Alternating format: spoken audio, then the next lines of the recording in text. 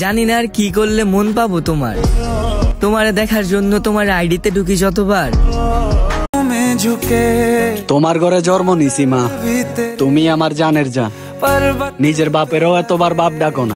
जिंदगी एक प्यास बनकर रह गई।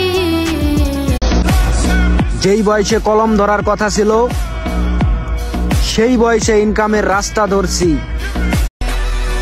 হয়তো নামাজ প্রতিদিনই নিয়মিত 5 ওয়াক্ত পড়তে পারি না, আল্লাহর বিধান কোরআনটাও নিয়মিত পড়া হয় না, তার মানে ভদ্রভাবে থাকি শিক্ষা দিয়েছে মা। যতটা দুর্বল মনে করো। খোদা, দুঃখ দেওয়ার মতো অনেক মানুষ দিলা। আমরা পুরুষরা খুব অদ্ভুত। পুরুষরা কখনো সফল হতে চায় বাবা মায়ের জন্য।